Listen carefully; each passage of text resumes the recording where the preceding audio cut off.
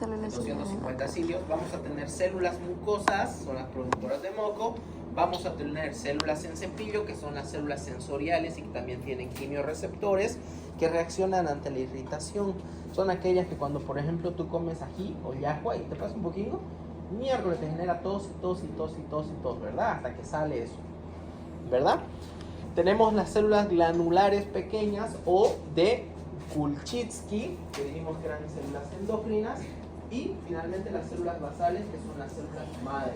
Exactamente igual que en ¿dónde? En la región respiratoria de la cavidad nasal. Muy bien. Exactamente las mismas células. El mismo epitelio. Epitelio hídrico, pseudoestratificado, ciliar. Las células endócrinas son aquellas que te van a empezar a producir, por ejemplo, a este nivel, vasodilatación, ya, trabajan ahí de forma local. Seguimos viendo entonces tráquea. La tráquea, veamos, esta es la mucosa, que es el tejido epitelial. Yo. Oye, me siento que estoy yendo a cuarto de colores. Sí. Así olía el cuarto de mi abuela. El trapecio está dolido. Bien, ¿qué va a pasar entonces por debajo de la mucosa epitelial? Vamos a tener la lámina basal y por debajo, esta partecita de acá, quiero que vean, esta parte de acá, observen, esta parte, esto es la lámina propia. La lámina propia tiene tejido linfoide asociado a los bronquios. En este caso está en la tráquea, doctor, sí, pero es el mismo tipo de tejido linfoide. ¿Qué quiere decir eso? Que acá voy a encontrar células de defensa, linfocitos, macrófagos, como en cualquier tejido conectivo, pero una gran concentración de tejido linfoide asociado a los bronquios. Por debajo viene la submucosa. La submucosa, que es tejido conectivo, y nuestro tejido, nuestro libro enfatiza en que este tejido conectivo es bastante laxo. Entonces, es más laxo de lo normal. Después vamos a tener en esta submucosa vasos sanguíneos. Aquí estamos viendo un vasito sanguíneo, por ejemplo. Vamos a ver que tenemos vasos linfáticos y hay glándulas que son las encargadas de la secreción de glucoproteínas. ¿Qué más tenemos por debajo? Tenemos al cartílago de la tráquea, ese cartílago que es semicircular, que le brinda a esta tráquea flexibilidad y principalmente favorece la permeabilidad de la vía aérea. Es el que permite que esta tráquea tenga una mayor resistencia al colapso. Quiere decir, si esto no tuviera el anillo cartilaginoso, tranquilamente cualquier estructura que sea anexa o cualquier estructura que esté en relación con la tráquea pueda comprimirla y se bloquee la vía aérea. No tanto el esófago, ¿por qué? Porque el esófago no está en contacto con el anillo. Sí.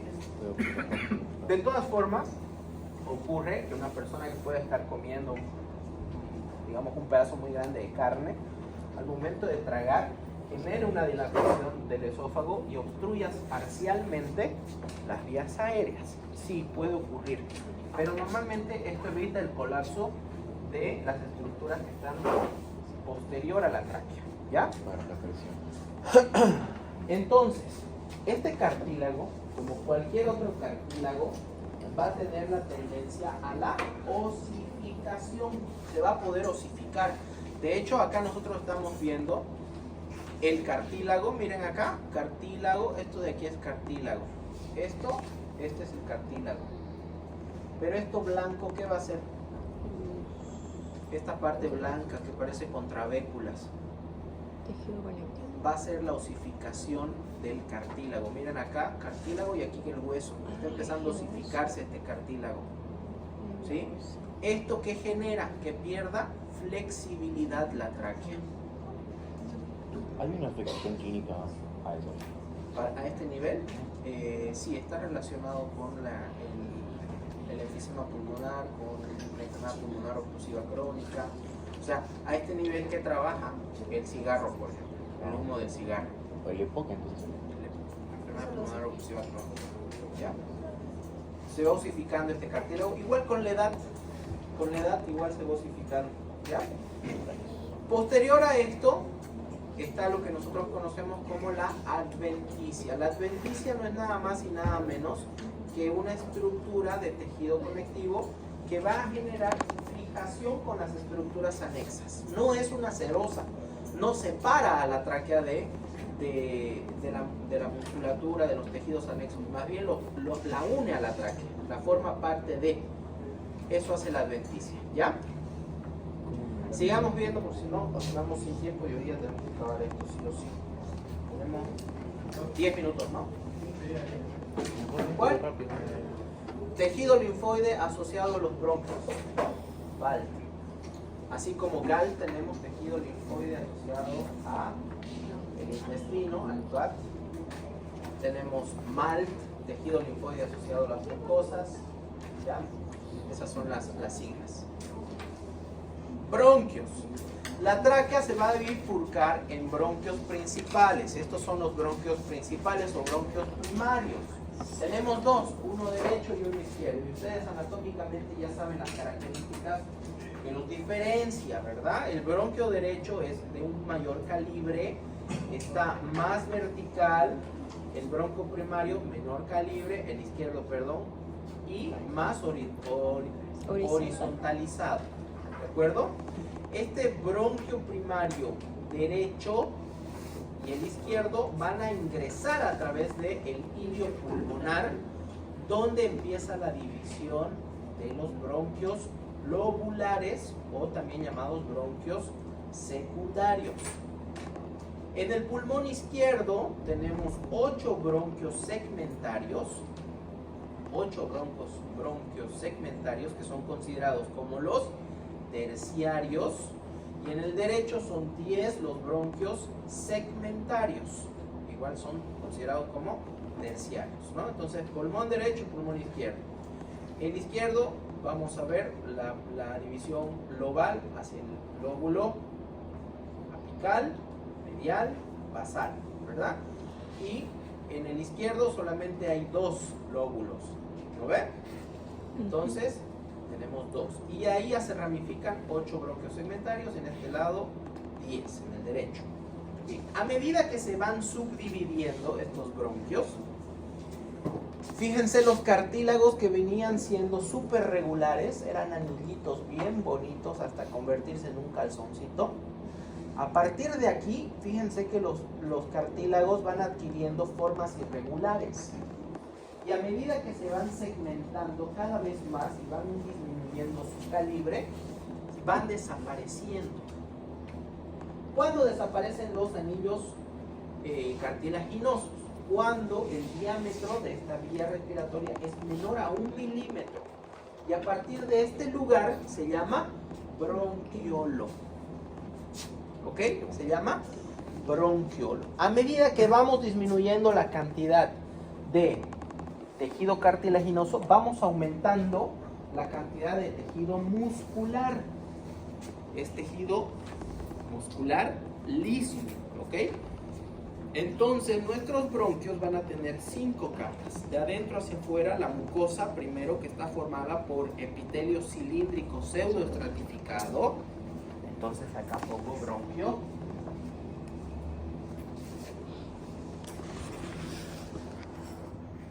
Lo mismo. Voy a tener por debajo una capa muscular, de tejido muscular liso. Voy a tener por debajo una submucosa formada por tejido conectivo, bastante laxo, ¿sí?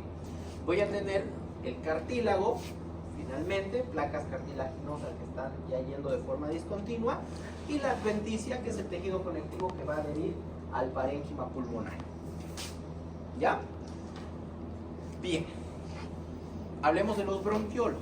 Los bronquiolos entonces son las ramificaciones de los bronquios segmentarios que cuando llegan al diámetro de 1 milímetro pierden los anillos cartilaginosos y a partir de aquí se empiezan a ramificar a medida que van perdiendo calibre en bronquiolos terminales. Los bronquiolos terminales, ¿ya? Estos bronquiolos terminales van a dar origen a lo que se llaman como bronquiolos respiratorios. Ya estos son los lugares donde va a empezar a haber intercambio gaseoso. Los bronquiolos de mayor calibre están formados por tejido epitelial,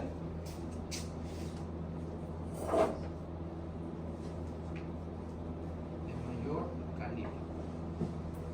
¿Qué tejido epitelial?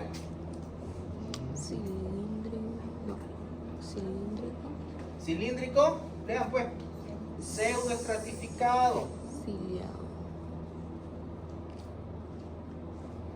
más de lo mismo, ¿ya? Y este se va, a medida que va perdiendo calibre, los bronquiolos de menor calibre, ¿en qué se convierte? Cilíndrico, simple, ciliado. Epitelio, Cilíndrico.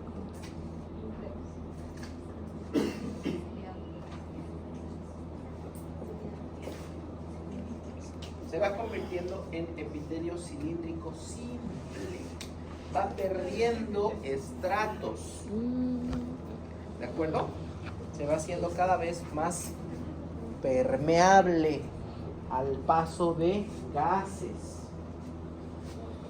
Acá vamos a poder encontrar lo que se llaman en los bronquiolos terminales ese epitelio cúbico simple, porque aquí menor calibre y aquí pongo terminales, epitelio cúbico simple, ¿ya? Epitelio cúbico. A este nivel encuentro unas células que se llaman células de Clara. Estas células de Clara son células no ciliadas, ¿ya? Que se encargan de secretar un agente surfactante o sustancia tensoactiva que lo que va a favorecer es evitar el colapso de estos bronquiolos, ¿ya? La surfactante. Pero no se confundan, todavía no es la surfactante que se produce en los alveolos, es una surfactante específica para estos bronquiolos terminales, para evitar el colapso de ellos. Esas se llaman células de Clara. Miren, acá tengo la luz de un bronquiolo terminal. Después del bronquiolo terminal que vienen los bronquiolos respiratorios. En estos bronquiolos respiratorios es justamente donde ya estoy a un pasito de tener los conductos alveolares y el saco alveolar, que es lo que vamos a ver enseguida. Alveolos. Los bronquiolos alveolos los bronquiolos respiratorios van a dar origen a los conductos alveolares. Esos conductos alveolares van a formar los sacos alveolares. Y esos sacos alveolares justamente son grupos de alveolos, aproximadamente tenemos entre 150 y 250 millones de alveolos, que ya van a ser aquellos que están rodeados por un tejido conectivo o separados a través de estos tabiques formados por tejido conectivo que se llama tabique interalveolar, que es justamente tejido conectivo por donde confluye una extensa red capilar.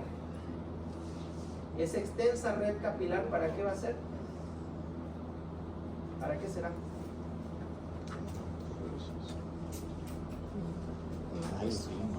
Para generar intercambio gaseoso, ¿no?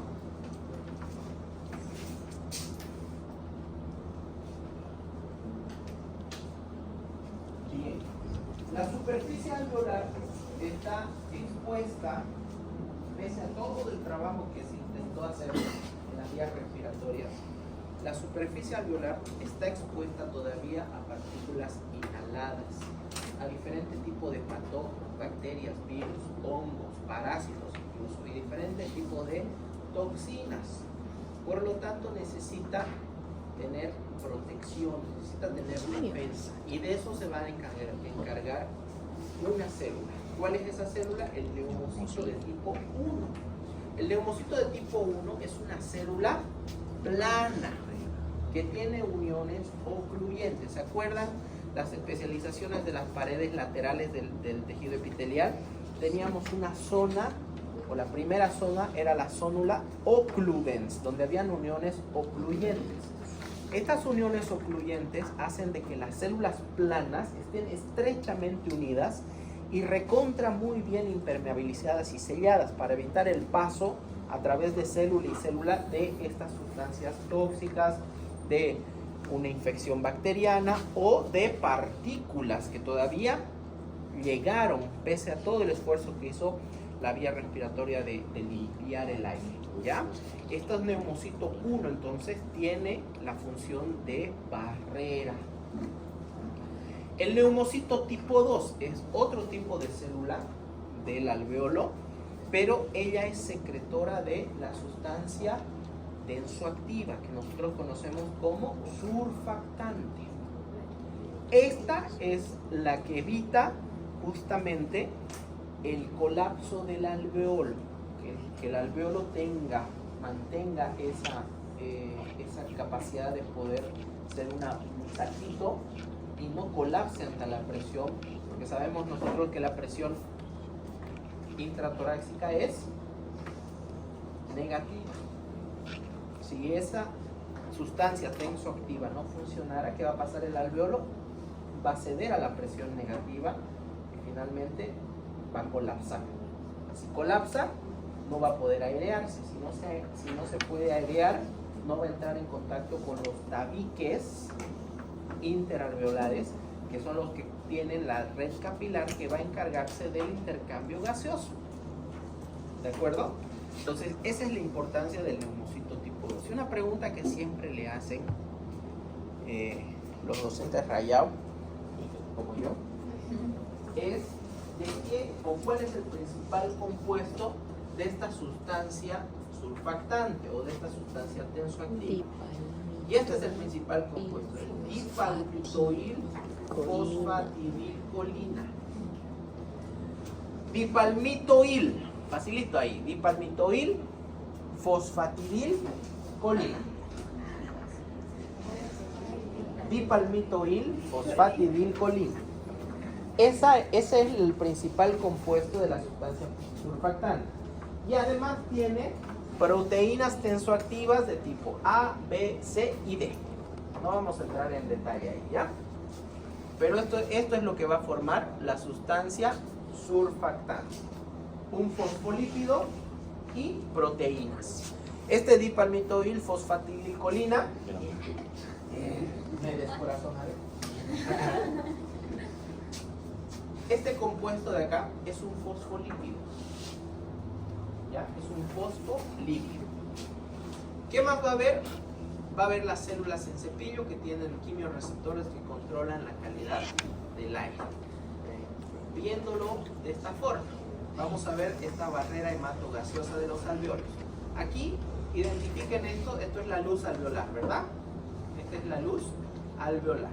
Voy a tener la célula tipo 1, que es el neumocito tipo 1, que es este de aquí, miren. Esta célula que está revistiendo. Acá hay otra. Acá tiene que haber otra. Esta célula es una célula plana. Por lo tanto, este epitelio del alveolo, ¿qué será? Epitelio plano.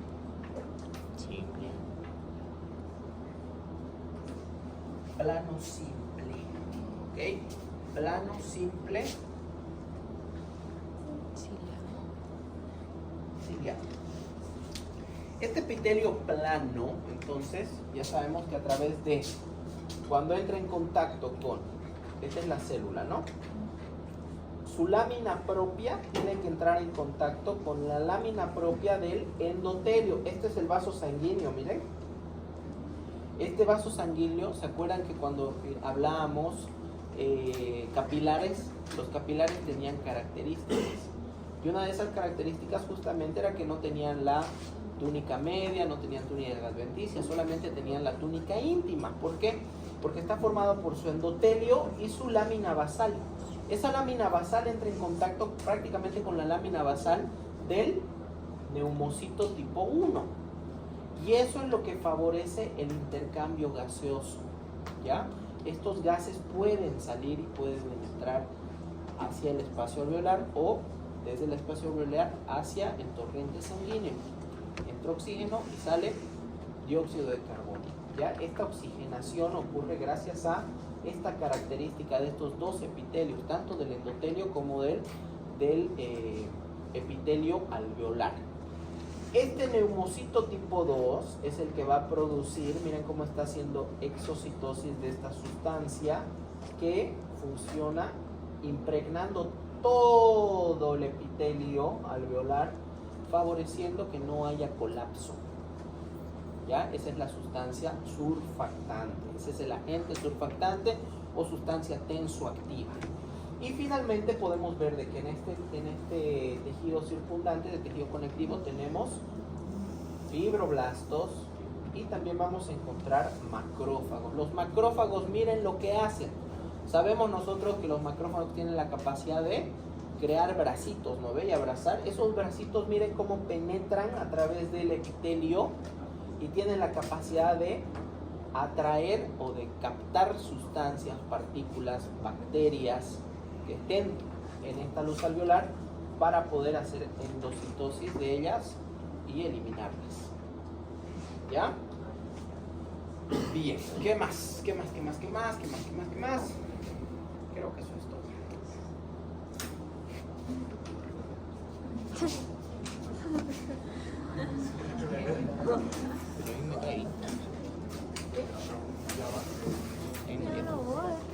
A ver, recapitulando, foto es, ¿ya? Es la transición de los epitelios, cómo va yendo de un tejido plano estratificado, de ahí se convierte en cilíndrico pseudoestratificado, por una gran parte de cilíndrico estratificado vuelve a ser plano estratificado, vuelve a ser cilíndrico pseudoestratificado, hasta que necesita disminuir su calibre para favorecer el intercambio. Se vuelve ciliado simple, se vuelve cúbico simple y se vuelve plano simple. ¿Ya? Eso es lo que tenemos que recordar y aprender.